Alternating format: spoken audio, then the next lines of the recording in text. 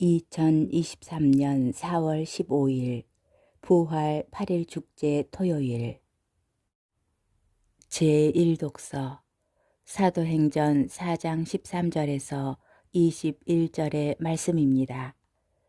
그 무렵 유다 지도자들과 원로들과 율법학자들은 베드로와 요한의 담대함을 보고 또 이들이 무식하고 평범한 사람임을 알아차리고 놀라워하였다.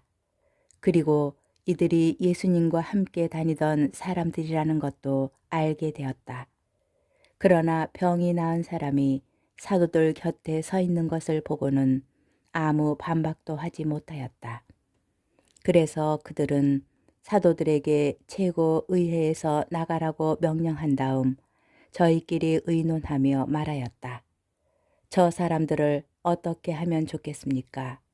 저들을 통하여 명백한 표징이 일어났다는 사실이 예루살렘의 모든 주민에게 알려진 터이고 우리도 그것을 부인할 수가 없습니다. 그러니 이 일이 더 이상 백성 가운데로 퍼져나가지 않도록 다시는 아무에게도 그 이름으로 말하지 말라고 엄중히 경고만 합시다.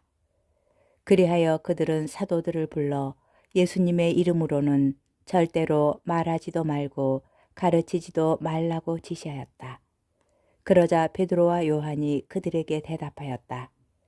하느님의 말씀을 듣는 것보다 여러분의 말을 듣는 것이 하느님 앞에 옳은 일인지 여러분 스스로 판단하십시오. 우리로서는 보고 들은 것을 말하지 않을 수 없습니다. 그들은 백성 때문에 그들을 처벌할 방도를 찾지 못하고 거듭 위협만 하고 풀어주었다. 그 일로 백성이 모두 하느님을 찬양하고 있었던 것이다.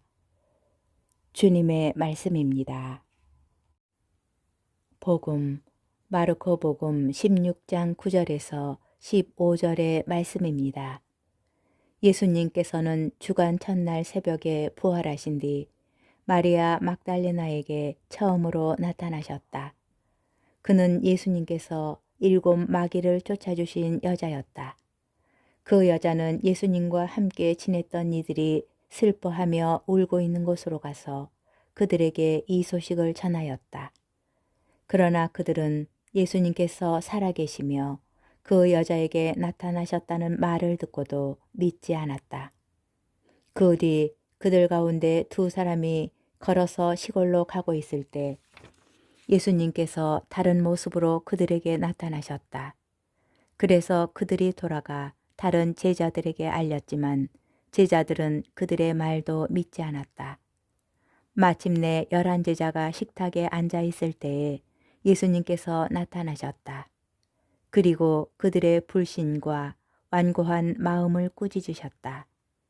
되살아난 당신을 본 이들의 말을 그들이 믿지 않았기 때문이다. 예수님께서는 이어서 그들에게 이르셨다. 너희는 온 세상에 가서 모든 피조물에게 복음을 선포하여라. 주님의 말씀입니다. 오늘의 묵상. 부활 8일 축제 토요일에 우리는 마르코가 전하는 부활하신 예수님의 발현 이야기를 듣습니다. 먼저 예수님께서는 주간 첫날 이른 아침에 부활하시어 마리아 막달레나에게 처음으로 나타나셨습니다. 그 뒤에 예수님께서는 시골로 걸어가는 2 제자와 식탁에 앉아있는 11제자에게 나타나셨습니다. 빈 무덤 이야기에 이어 등장하는 이 3개의 발현 이야기는 마르코 복음서의 긴 결말에 속하는 부분으로 다른 복음서에서 발견되는 부활 발현 이야기들을 간결하게 요약하고 있습니다. 오늘 복음은 하나같이 부활하신 예수님을 향한 제자들의 불신을 묘사하고 있습니다. 마리아 막달레나는 예수님께서 나타나신 사건을 예수님과 함께 지냈던 제자들에게 전하지만 그들은 그의 말을 믿지 않았습니다. 시골로 가는 길 위에서 예수님을 만난 2 제자도 다른 모습으로 나타나신 예수님에 관하여 다른 제자들에게 알렸지만 그들도 이 소식을 믿지 않았습니다. 예수님께서는 11 제자에게 나타나시어 그들의 불신과 완고함을 꾸짖으셨습니다.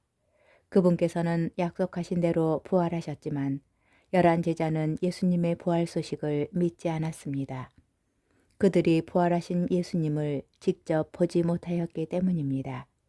우리도 부활하신 예수님을 직접 보지는 못하였습니다.